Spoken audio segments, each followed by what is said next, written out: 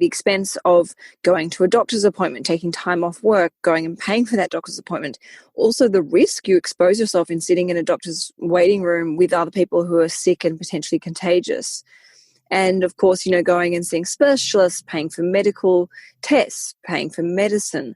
It's a bit of maybe, that saying, short-term pain, long-term gain.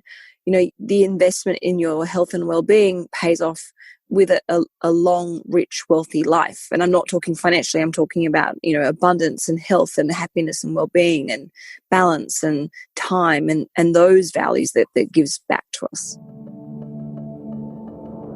Welcome to The Body Never Lies. I'm your host, Leela Lutz. Each week, myself and experts from around the world help you uncover the secret ways your body communicates with you to empower you in your own individual health journey. Now, one of the biggest roadblocks to health has to be money. Our beliefs around money, having enough money to be able to afford good food, afford a healthy lifestyle, but also our relationship to money and stress. Money can be one of the biggest stresses. Financial stress is huge. And if you guys have been listening for a while, you'll know that I totally believe that the body does not differentiate between stressors. It just summates them as all and one the same thing. So I had to include something about money in the foundations of health.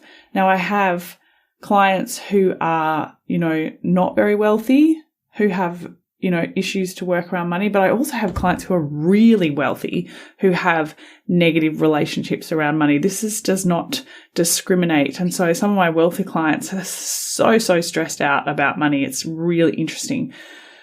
So today my guest is a friend of mine, Canna Campbell. She is the most amazing financial planner. We align so much on our values around money being unique to you and your life and how you want to live, and building abundance with money can overflow to you being abundant in all areas of your life. Canna Campbell is the founder and director of SASS Financial Services. She is Channel 9's exclusive money expert here in Australia, so you might have seen her on TV. She's the founder of the global financial media platform SugarMama TV, which you can see on YouTube and Instagram, and the best-selling author of The $1,000 Project and her latest book, Mindful Money. She's also more recently the host of her own podcast, Financial Foreplay. Now, she's passionate about educating, inspiring, and empowering every individual to create financial harmony, freedom, and independence in their life. On her digital platform, she shares bite-sized tips on how to get out of debt, save money, achieve financial goals, and build long-term passive income. Her media business, SugarMama TV, is a powerful movement making money and finance more approachable, energetic, and enlightening. So I really hope you enjoy this episode with Canna so you can really get on top of your financial goals and make money something that enhances your life, not add stress to it. Canna Campbell, thank you for coming on The Body Never Lies. Thank you for having me. I'm so excited to have you here today because I feel like one of the biggest roadblocks in health is finance. One, because people believe that it's too expensive, or they come from backgrounds where they have negative beliefs about spending money on your health, investing in your health. And so I'm so excited to have you on the show today because you're my financial guru, and you and I feel like we have so many similar values around money and investing in ourselves and making ourselves live in abundance. So thank you so much for coming onto the show. No, it's great to be able to, talk about this in a safe space and where people are open-minded, and we can hopefully create some powerful shifts in people's lives. So it's an honor. Oh, so good. So I guess I'm going to start with asking you, Canna, why do people think that health is so expensive, and what's the biggest roadblock do you think for your clients? Because you talk about it so much on your Instagram. I'm investing in my health because I'm a mother and I'm everything to my family, and so if I'm not healthy, I can't mother, I can't run my business and all that. How do we shift our mindset to that and invest in our health? And why do you think people have issues with putting money towards their health? I think people focus on the dollar. So they think, well, a personal training session is going to cost me $90 or $100. these supplements are going to cost me, $65. They're thinking just about the dollars. They're forgetting about the values that service or that product is going to give their lives. It's going to give them more energy so that they can get more done in their day and get more out of life. They're going to, have a much more high quality, restful sleep. They're going to deal with stress and challenges and setbacks in a healthier, calm, more rational way. We're focusing on, when we look at, complain about the expense of health and fitness and well-being, we just focus on the dollars. We're completely missing the big picture of the value that it brings back into our lives. And that's why we need to start looking at this like an investment. And I know for myself, when I stop and take the time to invest in my health and well-being, I'm a much happier person. I'm more happy and I'm a nicer person to be around. I feel like I'm much more in control. I have a greater sense of motivation and a much clearer sense of purpose. Yeah, I agree with that too. Obviously I've invested a lot in my health and in my life because it's very, very important to me. But I think also the thing to think about is how much it costs you to be sick. And for me, when I was sick, I couldn't work. And so not only was it the expense of being sick and all the medical bills, but it was the expense of not being able to work and keep contributing to my wealth. Absolutely. Exactly as you say, the expense of going to a doctor's appointment, taking time off work, going and paying for that doctor's appointment. Also the risk you expose yourself in sitting in a doctor's waiting room with other people who are sick and potentially contagious. And of course, going and seeing specialists, paying for medical tests, paying for medicine. It's a bit of maybe that saying, short-term pain, long-term gain. The investment in your health and well-being pays off with a long, rich, wealthy life. And I'm not talking financially. I'm talking about abundance and health and happiness and well-being and balance and time and those values that gives back to us. So much so. So I find sometimes too when I work with clients and they say to me, it's like having this negative belief that health is so expensive, right? Organic food is so expensive. Can you talk about how you tackle these beliefs with people? Because it's a big one, right? Absolutely. Again, it's about focusing on the quality. What you pay for is what you get. Buying an organic apple that has got the maximum amount of minerals and vitamins and is going to keep you healthier in a way from having to see a doctor or see a specialist or invest in additional supplements because you're getting the right amount of nutritional value into what you're choosing versus paying the same price for a packet of Tim Tams that has been sitting in a factory for however long, has been transported around in so many different heat conditions, and then has sat in a supermarket and been passed around. I mean, it's old, dead food. It's not giving our bodies, the vitality and life that our bodies are craving and are worthy of. And I think what's really important too, and I was listening to your podcast yesterday morning, a key tip that you gave a client was changing their language around money. Yeah, this is such a big one. So often when I'm having like a one-on-one consultation with someone, they'll say I'm bad with money or I'm no good or I'm great at earning it, but I'm better at spending it. And this kind of, self-deflammatory remarks about themselves. And it's so toxic and so negative. It's like planting a toxic seed in your body and your mind and heart and soul, and it just festers and spreads, and it can be then seen in our actions, and then we validate it when we see something bad that happens. So it's really important that we stop it's spreading or breeding any further by removing that language, by removing those thoughts, by using positive language. And by no means do I ever say to people, just sweep it under a mat and pretend, that the past is the past. We have to be compassionate and show kindness to ourselves with our previous mistakes. So we accept them, acknowledge them, and show gratitude for the shift that it's created in our lives. And we talk about what we're doing right now and what we're doing in the future. So for example, when someone says to me, I'm bad with money, I'm always in debt, I explain to them, they've got to start saying, in the past, I have been irresponsible with money, but I've learnt my ways. And I'm already changing the way that I use money by doing a budget. And I've set myself some really exciting goals that I'm working towards, and I can see and feel the shift already in my life, and it feels good.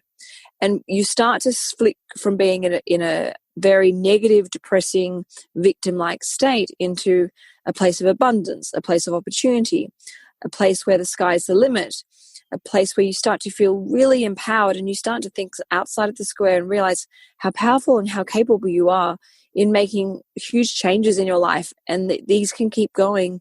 It's really up to you. And that's why I think language is so important. Massively important. You mentioned budgets there, where I think is a really key thing to come to, because quite often I remember even just with my staff and when I had my studio and we were talking about how much things cost and how much money you want to make and all this sort of stuff. I think this stuff's really hard to get clear on and understand if you don't have a budget. And I'm really surprised by how many people don't budget. Can we talk about budgeting for a minute? Because you're a massive pusher on budgeting. Yeah, look, it's so important to have a budget, because if you don't know where your money goes, how can you control it? How do you know what your cost of living is? How can you start setting powerful goals around for passive income that tells you how much passive income you want to earn to cover your living expenses? So, and even my wealthiest clients, they all have a budget. They all, the reason why they're wealthy in the first place and they have remained wealthy is because they know where their money goes and that it's less than what they earn. So they are continuously building wealth. And, with the compounding interest effect, it only magnifies their wealth as they become wealthier and wealthier and more stable and more secure. So it is really important to just know what is your cost of living. And it's never about depriving yourself or being mean or punishing yourself or just saying no to fun. I have all sorts of fun things in my budget, but it just makes sure that it gives me a safe boundary to spend my money in, so I never spend more than I earn and I never get myself into debt, like credit card debt. I think it's also the way you look at it, right? Like for me, like you said, budgeting helps you have control. So budgeting, some people think of it as like this negative thing that you have to do with you're poor because you don't have enough money. But it actually, when Sean and I quite regularly look at our bank account and cross-check it against our budget and make sure that we're on track, and you get so much control. Because I remember just sometimes thinking, oh, what's that thing that we're paying for? Let's get rid of that. And that's an extra few $100s. And, switching things around. Like we realised that at one point we were spending $70 to $100 a week on coffee. And we're like, we don't actually need to do that.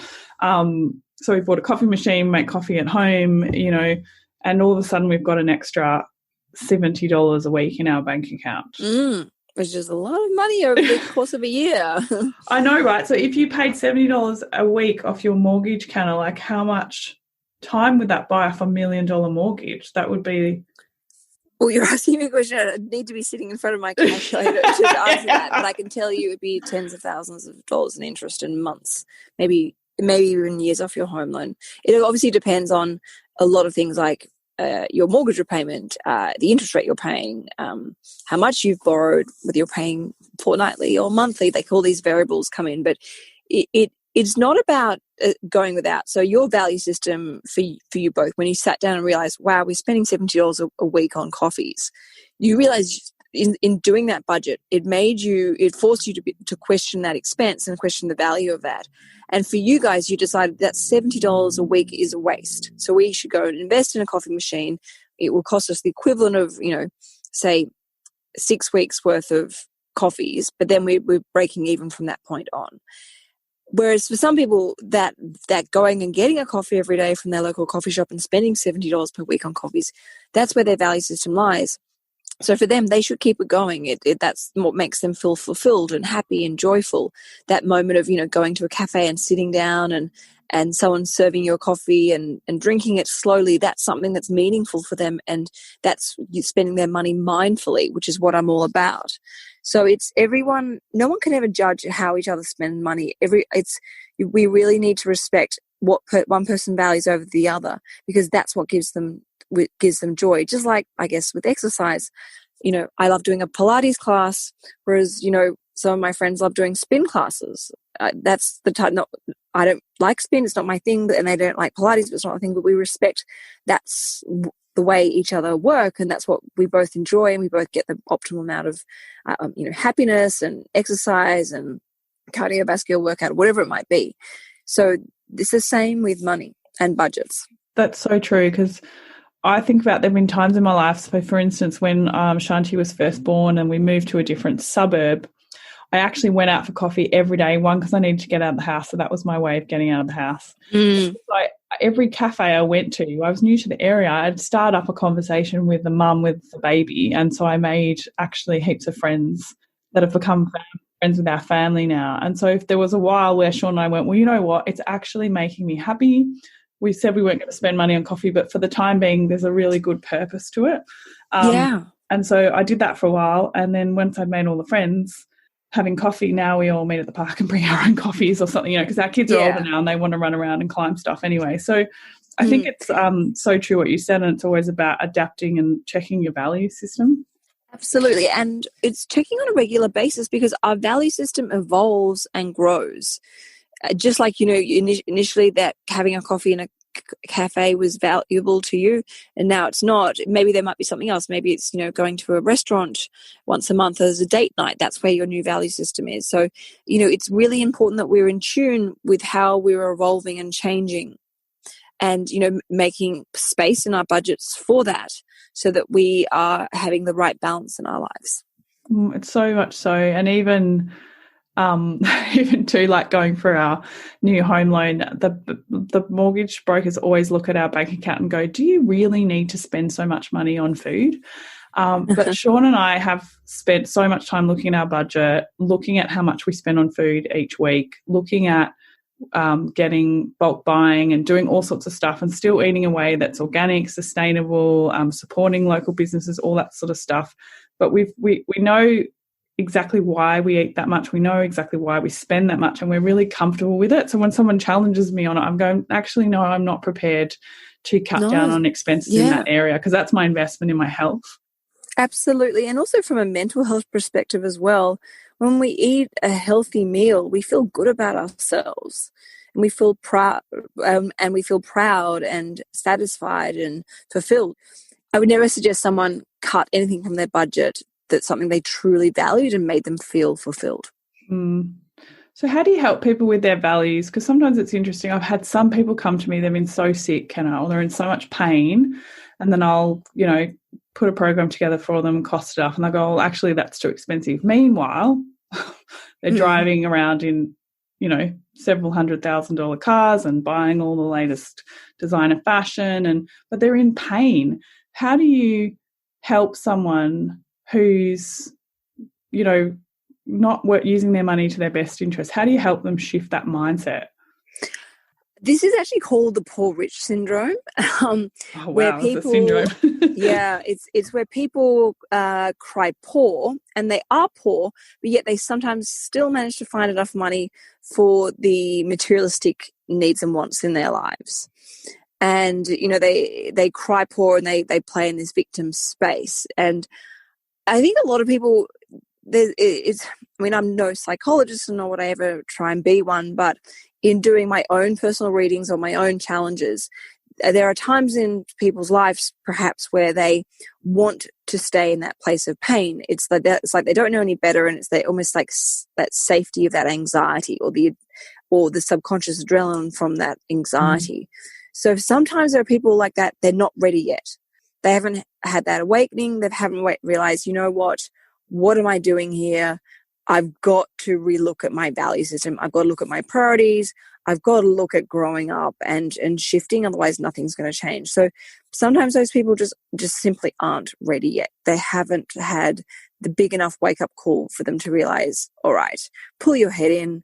Let's live a more authentic, grounded life, and let's look at how we can have better balance. Prioritizing the lease payments on your latest BMW over your health and fitness is madness, but you can lead a horse to the water, you can't make them drink.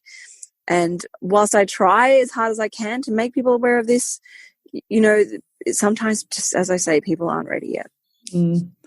So I'd love to talk about too, like how we personally invest and what we put our money towards is very personal, because I think it's a bit of a hot topic right at the moment. that we still have this belief that you're only successful if you can buy your own home.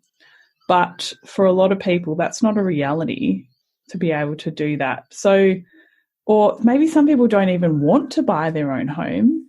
You know, I actually hate that herd mentality, and that almost like there's such huge naivety around, you know, everyone should follow this one dream of buying your own home. It's such a load of shit. It's owning your own home is a lifestyle asset. It's not a financial asset. It's very, very personal. The cost of buying a property is very expensive. We've got stamp duty in Australia. We have the wear and tear. We have council rates and strata levies if we're in an apartment block.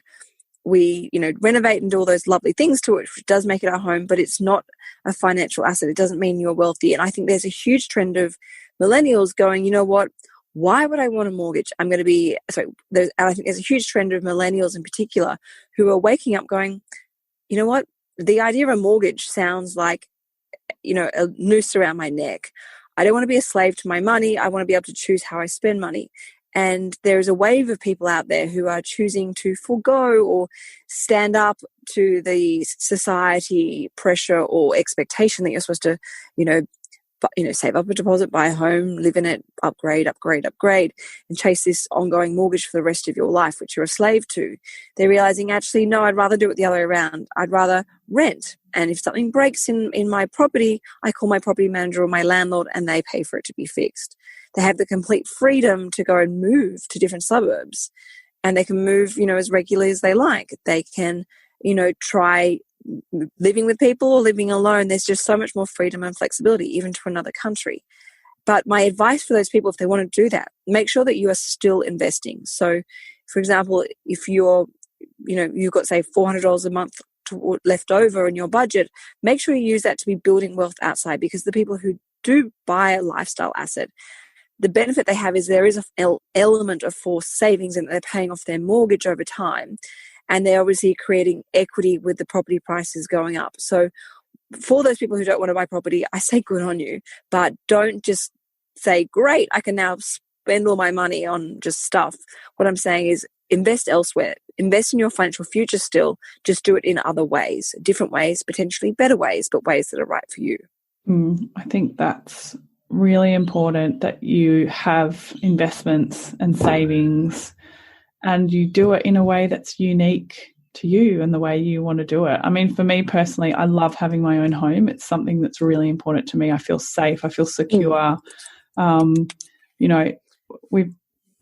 We're still looking for our own home. We sold both of our places and we're trying to buy a home together. And every time we rent, we always end up having to move because the owner wants to sell the house, or they want, and it's just so unsettling. And I think we've spent, I won't say the number, but I know exactly how much it costs us to move every time. And this is when you're budget nerds like us, I know exactly how much it costs. And I think every year that we did that for the last 5 years, if I had to put that on a mortgage or invested that money elsewhere, it would have been a lot better. So unless you're like lucky, you can find a house you can live in long term. For me, it feels really uncertain and unsafe. So for me, it's important to buy a house, but it might not be important for other people. Well, this is where this value system comes in. Your value system is for, security and stability. And, for some people, these millennials I'm talking about, it's not, they crave the freedom. Their value system's about exploring adventure, freedom, choice. That's their luxury in life. And we do have a problem in Australia with our rental system. It's not like Europe where you can lock in a 2, 3, 4, 5, 10-year rental agreement. Here it's so short term, and the rights I don't think are particularly fair. And of course, you do always have that cost of moving as well. But from the flip side is also, if you're both working from home, you've got some tax deductions there, which are more beneficial or potentially greater tax deductions than if you were to own. So much so. I think let's talk a bit more about values around money, because, I think we're quite judgmental, really, of what other people do with their money. But really, I feel like when we judge other people, it's just a reflection that we're actually judging ourselves. Yes. So your Instagram, for instance, you're a woman that loves fashion and you love your home and but some people might see that as superficial. And I just want to talk about that a little bit because I think people have different ways that they express themselves, for instance. Some people are very visual and to them looking good is really important, whereas some people are really kinesthetic and they're more about comfort and, so for me, I think the way you spend your money can be a reflection of your personality as well, and that people should feel comfortable in the way that they spend that money. And I love that what you teach is actually you're doing it in a way, you've got your budget, you're very organised about it, you know exactly how much money you can spend on, the high-end fashion that you spend on. You've got a capsule wardrobe, so it's pieces that work for you. Like I just was wanting you to expand a little bit more on that because you've created such a boundary around it. Like it's got your values in it, it's unique to you, but you've created a real a boundary around it. And I really like the way you do that and share that with people. Well, I think for me, in my personal budget, it's about balance and about priorities. I like fashion and I like designer fashion, but I'm also a minimalist and I'm also really passionate about, the environment and reducing our waste. So for example, if I'm going to, buy something nice, I'll always go and search the secondhand economy first. And I will search high and low and always prioritize trying to find it there first before I go and buy it. The other thing is with any sort of, I guess, materialistic luxury purchase, I've prioritized that. So it's basically a reward for achieving my financial goals. So I will set certain goals throughout the year as to what I really want to achieve and work on. And they're not just financial goals. They're fitness goals. They're health goals. They're mental health goals. They're intellectual goals. They're spiritual goals. And then there are some financial goals. And if I've achieved those, that's one of my rewards to myself. And I have to be honest with myself. If I haven't achieved all those things or I don't think I've done a good enough job, I don't get that reward. Yes, there might be a consolation prize, but no, I have to be honest with myself. And when I do achieve, what I've set out to work on, and I can look at myself and go, yeah, I've actually done a really good job. I overachieved here, but I underachieved there, but I'm really happy. I know I tried really hard. When I do reward myself with that particular purchase, it's something I can enjoy guilt-free. And it's actually got a warm, fuzzy feeling to me because I look at that item, whatever it might be, and I go, that was my reward to myself for getting through this and that and achieving that and doing this and building this and creating that. So it's not, even though it might look from a surface level very materialistic and shallow, it's really not who I am. I value growth in so many other areas, and I have the achievement of those goals, those rewards are actually factored into my budget. So I have money that I set aside, during the year so that if I do achieve that goal, there's the money ready to buy it. And, it's painfully slow sometimes. And there are times where I've had to say, too bad, not happening this year. But I'm okay with that. I love the way you explain that, Canna. I love the way, because now you've got this like real attachment to that piece and you really value that piece that you've saved up for and it means something to you. And I love that you always pay cash. Well, I do operate in a cashless society. So if I use my credit card, I transfer the money onto the credit card, either at the time of the purchase or at the end of the day or at the end of the week at the very, very latest. But I don't like debt, but I use a credit card because I get frequent flyer points, which seems a little bit irrelevant right now. But, again, that's what Tom and I value because we use those points. We save them up. If we do travel, we can then use it to get free flights or to upgrade our flights. That's what we value. And I think I'm also quite a slow consumer. I don't like buying things all the time because I feel like it drowns the joy from my previous purchases. So I consume quite slowly. Like I had to buy some basic baskets for my house, and I can't tell you how much research I did in trying to find the right basket and making sure it's right, because I don't want to go and just buy any type of basket. That I want it to be the right basket, the right size, so I don't ever need to replace that basket because I've outgrown it, or it's worn out, or isn't quite right. Like I can torture myself sometimes in how slow I consume. Oh, you and I sound very similar. She was like, haven't you bought that thing yet that we needed? No, I just haven't found the right one yet. I feel the same. Exactly. I know Tom's like, oh my God, it's never going to happen. You never just go and do it. And I'm like, no, it's just, and I can't sometimes articulate why I haven't done it, because I have been trying to make this purchase, but I'm just not going to do it if it's not right. Yeah, I think that's where people don't think about how much money they've wasted as well. I've got girlfriends that will buy 5 pairs of $100 jeans every year that will wear out and fall apart, whereas I will spend a few $100 on one pair of jeans and wear them for like 10 years. It's not just the investment, it's also the waste. Like clothes waste is one of the most biggest contributors to landfill. We live in 20% of our clothing 80% of the time. Yeah, so true. But it's looking at the pieces that, we have the longevity rather than just constantly buying, and looking at why we constantly buy instead of finding something that we truly love and invest in. Yes, exactly. We've just been through a time that we're still in a time which is a really uncertain and stressful time for a lot of people. And you and Tom shared a lot about how you got through it on social media because you run your own business. And we just went through a stressful time. Can you talk a little bit about that and how you can future-proof yourself for things like that? Sure. So Tom and I both run our own businesses. Tom is an equine physio, and a lot of his work is done between Sydney and Melbourne.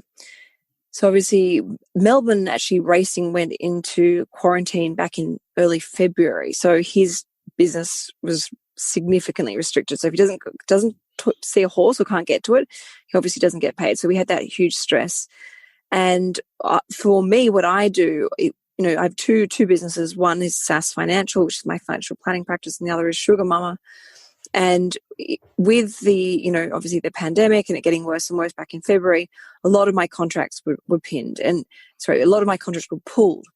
And even though they were contracts that couldn't have been pulled, I just had to politely say, yes, of course, I understand the situation. We'll let it go, and, we can pick this up again next year or whenever it's appropriate. And it was frightening because we'd also just bought a house at the same time.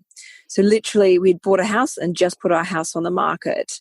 It was a big step for us because it was the house we just bought was a house together, and we were selling mine. And it was very frightening getting call after call going, your contract, do you reckon we can put it on hold for a bit? And you've got to be professional and you've got to be kind, and you were all in this together. So I had to say, yep, okay, no problem. And you're like putting on a brave face. And fortunately, I have my financial planning business, which is, people, I think the other side of the business, people needed me more than ever. But we've had to really come together as a team, talk about our vulnerabilities, talk about our fears, talk about how we're going to adapt. And so many people have asked me, like, what's going to happen? Do you think this will happen? Do you think that will happen? And I'm like, stop this. Stop. You're wasting your time and energy trying to predict what is going to happen. Because if you look at what has happened, it has been so dynamic. It has been so sudden. There have been, so many signs that have said this is going to happen, but then something that we completely, blindsided us or caught us by surprise or had a, contrarian effect has happened. All you can do right now is learn to adapt and pivot with what's going on. So that's what Tom and I really have learned to do, is to work together as a team to really support each other. So when one person's feeling down or flat or anxious, the other one is there as the rock, the solid person to bring them back up, and then vice versa when it's ebbs and flows. So that's been really important for us, and to pull together a team and also to brainstorm. Not once did we go, well, Tom could have very easily said, you know what, well, I can't go to Melbourne 50% of my time. I'm just going to, go surfing or play golf or, not bother trying. To his credit, and the personality that he is, he's actually adapted. He's found ways of finding staff that can work on his behalf, that he can train and teach to treat horses in the area because he can't get to it. For me, we have rebranded the business, changed our content, added the podcast element, worked and pivoted to create our content that's now relevant to what's going on right now. So focusing a lot of our content on saving and budgeting and managing financial stress and pressure, and rather than focusing on investing and buying a first home, really adapting to what people need right now. And I think being very present as to what's going on, listening to people, looking around you as well, observing is really important right now, rather than constantly trying to think what's going to happen. Yeah, it's so, because that prediction thing can be really overwhelming and get you stuck in a place. It's just really about taking action, right? And 9 times out of 10, even the experts are wrong. Well, yeah, that's the thing, right? And I think that's the part of what, we talk about health, is that we can't always look at an expert for the answers. Like sometimes that expert just couldn't give you the answer. It's really about you getting in touch with your values, your intuition, all of that stuff, and making a decision that's right for you. Definitely. I mean, I've been to a financial planner before years and years and years ago, and I just walked out of a meeting with them going, that person doesn't get me. I don't want to invest my money like that. It's only we really understand ourselves and what we want to do and what's important to us. But I love hearing that you guys, it was actually beneficial for your relationship. And I think people forget that about stress, that stressful times are actually a chance for us to grow and evolve and work together in a different way. And, Sean and I are doing the same thing, because we had planned to buy, and we're just sitting here this morning going, well, we haven't lost any money in terms of income, but our borrowing capacity has come down because banks are getting tighter. So now we're sitting here going, well, do we want to buy a house? Yeah. And working out what other ways can we invest if we don't buy, try to be creative about a solution rather than think there's only one way. Absolutely. Never play victim. Always look for solutions, because even in the craziest idea, it might be a stroke of genius. And I can't stress enough the importance of investing in time to sit down and think about what's important to you. What do you value? Where do you want your life going? What do you want to build for yourself? What do you want to create for yourself? Stopping and asking yourself that will then help make those goals and make that direction and that purpose in your life be so much more clear, so that you can seize it and jump on it and work on it. I have certain ways that I like to set my financial goals. So I run my own business. So I have to get really finite about the money, because obviously you don't just earn money. There's a lot of expenses to run businesses and taxes and stuff like that. But I generally set myself a financial goal for the year, and then I check it with my accountant so she can make sure that I've got all the expenses in there. And what's a good way to set a financial goal, do you think? So what I recommend is you have what I call your mindful money number, and I talk about this in my book, Mindful Money. But you have a number in your head of income that you would like to earn off your investments at a certain age. And what you do is you start building that. Once you've got that big mindful money number, and say my number is, say, $80,000 a year, I think I want to earn $80,000 a year in today's dollars, before tax in passive income, because that means I can, stop working if I want, or work part-time, or, that will pay for, 3 holidays a year for me and all of my family, my parents, and so forth. Whatever the number is, it's a judgment-free number. It's how big or how small you want. It really is up to you. Once you've got that number, you can then start working backwards. And you start working, okay, well, this is what I do personally, is I will give myself a goal at the end, saying, okay, by the end of the year, I want to have paid this much money off my mortgage. I want to have built up this much money in my investment portfolio through new investing. I want my passive income to be up to this much. And, and I build those goals. So then I go, all right, that's what my goals for the end of the year. How many mini 12 monthly goals can I create that will all be positively aligned to that end of year goal? So for example, say I had a goal to invest $20,000. Well, I would sit down and work out, I know for myself that December and January are really quiet times in my business. So I've got essentially 10 months. So I know that I need to make sure that I factor into my budget. I do some extra hustling work. I do some maybe weekend work. I need to find $2,000 per month on average that I'm putting away into my share trading account to buy more shares. So I break it down into bite-sized, mini, manageable and achievable goals. And there might be a month where I actually have a really great month and I get, lots of extra work, or I sell something, or I, have a really frugal month and I have extra money and I might have, say, $2,500. I will still put that towards the goal, even though it's more than I technically needed for that month, because there is a chance there might be a month where I'm feeling run down and tired, or I have an unexpected expense that comes in, or something happens, like I'm not able to work. So it's focusing on that big end of year goal that's going to eventually help get towards that mindful money number. But you've got all the little baby steps along the way, and it starts feeling so much more manageable and achievable. It's always about small goals, and people forget they set big goals and they don't do the small ones, and so you don't get any feedback about how you're going, and so it just feels like you're getting nowhere. So you have to have the small ones as well, right? Yeah, exactly. So Canna, I've watched you grow SugarMama TV since it first began.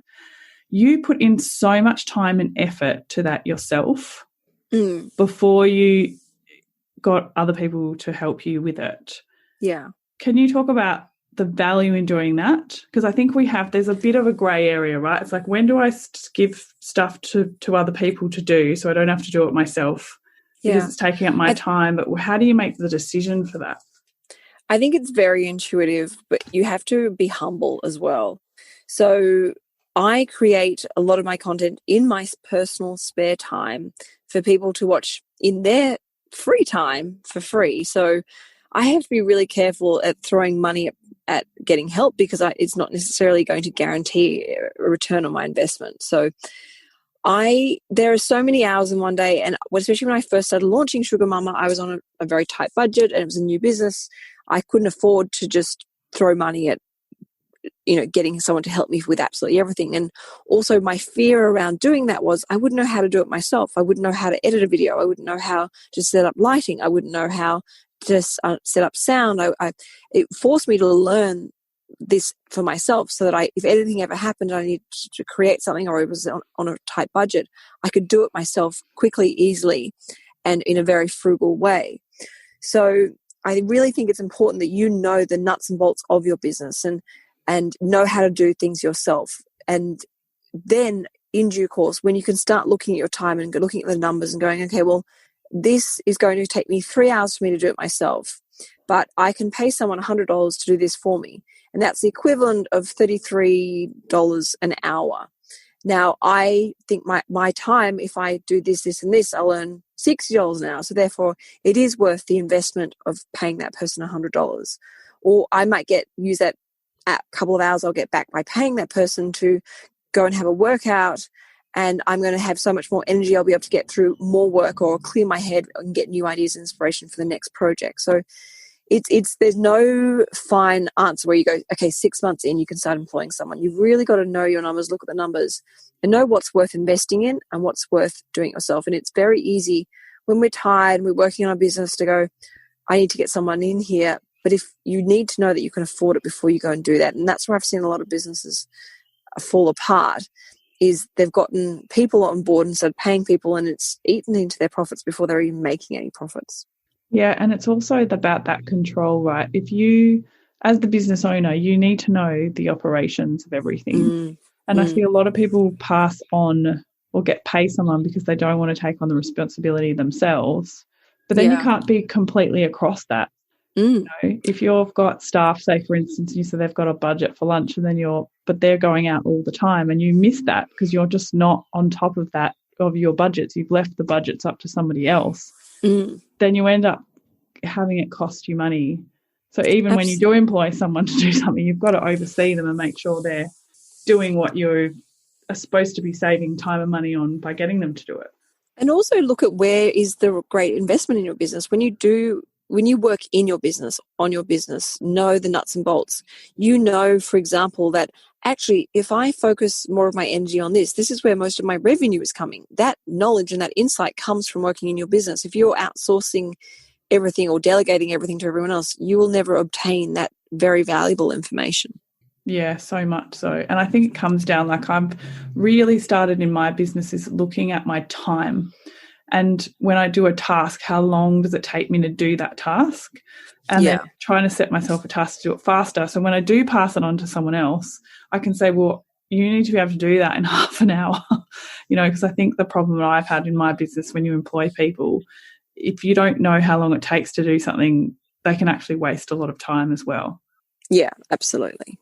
So I think, the best thing that we've got out of this chat, Canna, and I hope people are really hearing it, that budgeting, being across everything, forecasting, all that stuff, it's really about giving you your life and your abundance. It's not, I really want people to shift away from that poverty mindset of like a budget is, something that I have to do, and it's, this awkward meeting that I have with my partner or my family, or, it's not awkward at all. It's like going to the dentist. You don't want to go, you put it off, but you go and you go, that wasn't so bad, and I actually feel good because I feel clean and I know my teeth are healthy and I know what I need to be flossing more or using mouthwash more, or whatever it might be. Like it actually is hugely insightful. It makes you feel like you're back in control.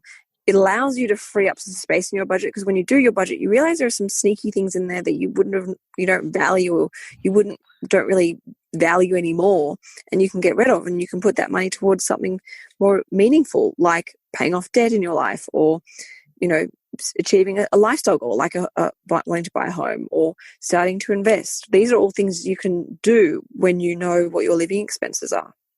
And I think for me as a woman, actually, going through having a baby and earning less money at that time, it actually gave me a lot of sense of power and contribution, because I had this really awful feeling for a while that I wasn't making money and I wasn't making a financial contribution. And I had all these negative beliefs about being a kept woman that I had to work on emotionally.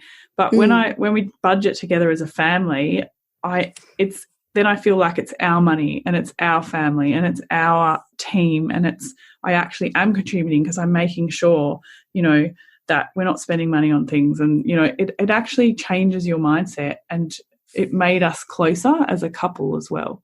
Yes. Oh, no, definitely. And I can completely relate to, that feeling insecure about, being a mother and not working at the same capacity that you're used to. It's hard to let go of, our previous expectations and realize we can't get through as many things in the day, and we can't necessarily earn the same amount of income. It's something I struggle with as well, accepting it and not feeling guilty about it or ashamed or embarrassed about it, and understand, well, now, I am working still, but it's unpaid work because but it's an important role in your life in raising your daughter or raising my children. So I can completely understand and relate to that. Yeah, it's always about planning ahead so you've got control, and overseeing everything so that you feel in control as well. I loved your $1,000 project book. I've got your mindful money sitting here, and I've been flipping through it. So many great tips in it. One last thing I want to ask you is, how do we start talking about money with our children? Because I definitely had so many negative beliefs about money, and I had to go and get coaching to clear those negative beliefs, because my family grew up very poor, and so I came from a poverty mindset and a lack mindset. And so can you just talk a little bit about the negative beliefs and how we can work on them, but then also how we can teach our children to have positive beliefs? Well, negative beliefs, again, it's like coming back to that language, catching yourself and saying no, and educating yourself. Grab a copy of Mindful Money. I explain so many things about how to do money so that you actually have the practical steps. And then when you start applying the practical steps, you'll start to feel and see it as your debts come down, your savings go up, you start investing. And I think the first couple of chapters of Mindful Money are purely about financial abundance and your money mindset. So that's a great place to start. The conversation with children is, again, it's a very intuitive one, because children are at different levels no matter what age they are at. But I know with my son, Rocco, around about 3, I started talking about money. He started getting pocket money, and he had chores. And some of those chores were unpaid chores and some of them were paid. And up until about the age, I think about 4 or maybe 5, it was coins. So he has a little money box. He dropped his money into it. And we would always, I'd try and bring his knowledge back to, how many things he has to do to quickly pay for that. So, if he wanted a toy, we'd have to understand, well, that's, 10 weeks worth of, feeding the dogs morning and night, starting to, so he had the kind of understanding of the exchange of values, and he could question the value. I always try and I never talk about financial stress with him, but I talk about boundaries and explain to him, when he says, oh, it's fine, we can just go on another holiday. I'm like, no, we have to save up for that holiday first, then we go on the holiday. Or, if he says, oh, look, we can just go and buy some more, if we spilled something, I'm like, I try and explain, well, we have a budget that we stick to and we need to respect that. But then there are things that happen in life that are mistakes, and that's why we have emergency money to help fix up those things. So we don't need to worry or stress out too much. So always talking in a positive approach.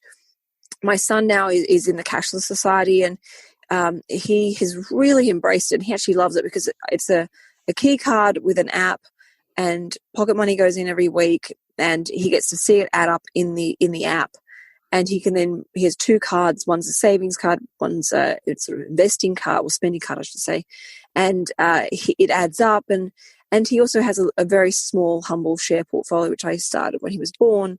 And every now and again, I add a little bit to it when I can afford to, without jeopardizing our own financial well-being. And he knows about it. He doesn't quite understand it, but I don't push it. I'm like, oh, you have a little share portfolio, and I'll log online and show it to him. And it's foreign language to him. That's cool. But I don't expect it. But he's interested. He goes, oh, okay, cool. And then, with 10 seconds of interest, and then it's gone. But that 10 seconds is very valuable, because next time it will be 20 seconds, next time it will be a minute. And as he gets older and understands more, and I can already see there's a strong sense of financial responsibility there. And he's also very sweet with money, in that he had all this pocket money.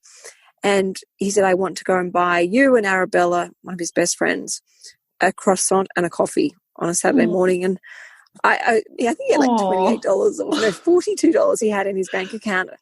And this deli we were at was, it was one of those places where you're paying like a ridiculous price for a croissant. And it was a chocolate croissant, and it was a straw, I was like, and he was so, and I was like, oh, it's okay. He's like, no, I want to pay. I've got $42 in my account. I want to pay. And I think the total bill came to like $20 something. And I was like, and he was so happy with it. And I was like, this is going to go down by this much. And he was so happy to do that, for him, it was an honor to spend money. And it was just the most precious moment. Oh, that's so sweet. And he understood that, but that's where his value system was. So I respected that. And I'm like, and I'm so grateful that he did that. But it was great for him to understand the maths and to understand that the exchange of values, that he was literally losing half of his bank account balance for this one moment. But for him, it was an experience. He was so proud taking me and Arabella to coffee. That's so beautiful, I think, because you've attached so many different things to money. It's so many positive things, but also because I think, like, from where I come from, it was like, you don't touch a savings account, from my parents. Like, it was just, you can't have it go down. But what you've just shared is that, well, you have it go down, and in exchange for that, you get a beautiful experience that fills you with joy and pride. And, we have to have a balance when we look at money. The other thing that I really like that you said as well is that he gets paid for some chores, but some chores are not paid. And I think this is really important, because children need to know that they're making a contribution to their family by doing chores.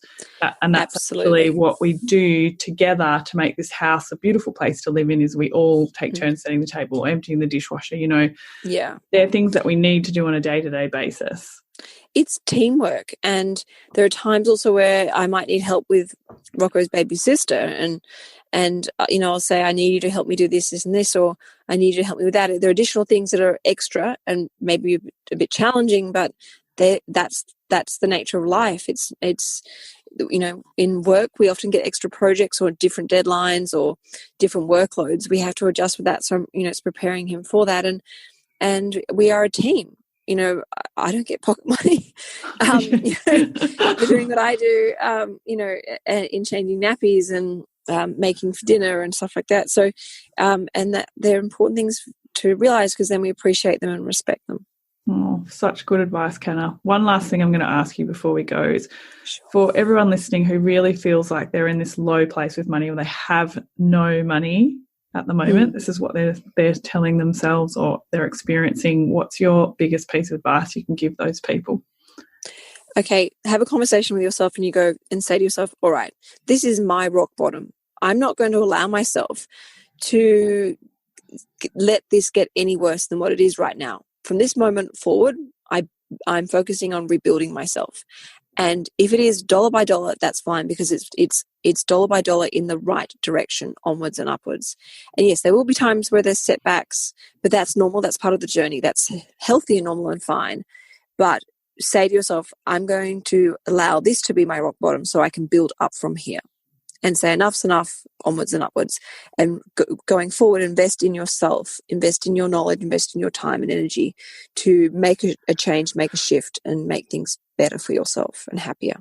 I think it's the small things, right? You taught me something amazing years and years and years ago. My business was a little bit in debt, and I don't know whether you told me this personally, if I saw it on your YouTube channel, but it was when you have a list of debts, is to pay the smallest debt off first.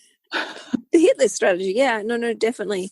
It's breaking it down into the bite-sized, achievable debts, so that it's like juggling balls. You get the balls out of the air quicker, so it's easier to survive and keep your head above water and manage those debts and feel like you're making progress, because the progress is what motivates you to keep going. And even though financially it's not the savviest thing, because you may pay more in interest, because if you Google how to pay off debt, it will say start with the one with the highest interest rate. This goes against it, but it works more with the flow of money and the energy of money. So I've got that disclosure in there that may cost you more, but I promise you this does work. And I've coached thousands of people out of debt, and I'm talking serious amounts of debt. Some of the people, like especially now with your podcast, Canna, it's really inspiring, because you have a financial planning business where you probably manage very wealthy people's money, but what you're doing with your podcast is you're talking everyday people, like the one I was listening to yesterday, which was amazing, a woman in her 50s who didn't have any super. Like, you've got such practical advice. It's like, no matter where you are in your life, there's something you can do about it. And doing things like I did was going, well, I'm just going to pay, I owe that person $5. I'm going to pay that $5 back, because that's just the start, the energetic shift of changing my energy about money, changing my beliefs about money. Even what you said about her putting $5 into a savings account every week, like even $1, the energetic shift in doing that, and the way you talk about that is really inspiring, Canna. Oh, thank you. I think you do amazing things for people. I really encourage everyone listening to get Canna's book, Mindful Money, to follow her on Instagram, because that's where you get all of her information, all her YouTube channels, her newsletter, everything. Yeah.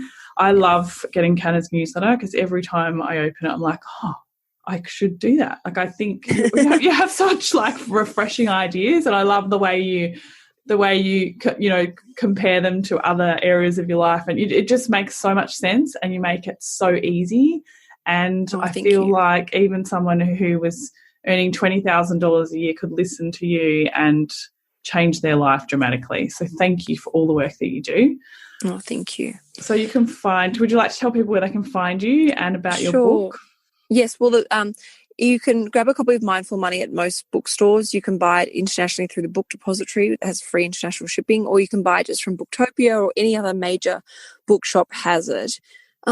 Also, Instagram is a really great central place to access my content, because I provide swipe up links to the podcast, the blog posts, the YouTube videos, and obviously like a daily financial inspiration through Instagram. So that's a great place to follow me in. And on YouTube, there's something like 400 or 500 videos there now, all on investing, and some life, hacks, efficiency hacks there as well, a bit of capsule wardrobe fashion. There's a great mix, but obviously, it's all anchored towards financial well-being. I love it. And I love your personal style on it, and your signature and your values that you express. And I love what you share, especially about how you and Tom are managing big changes and the environment, the climate that we're in at the moment. And just thanks for everything that you do, Canna, and thanks for being on the show. My pleasure. I think it's important to be authentic in a world like this. Definitely. So, go and grab Canna's book, everybody, because I reckon every single person who reads it will find something they can implement tomorrow that will just change their energy and their abundance. I'm Leila Lutz, and you've been listening to The Body Never Lies. If you haven't yet, please go to your favourite podcast app and subscribe, rate and review this podcast. All the resources and references from this episode are waiting for you on my website, leilalutz.com. Just click on podcast and look for this episode. Now join me next week for another episode of The Body Never Lies. Thank you so much for listening.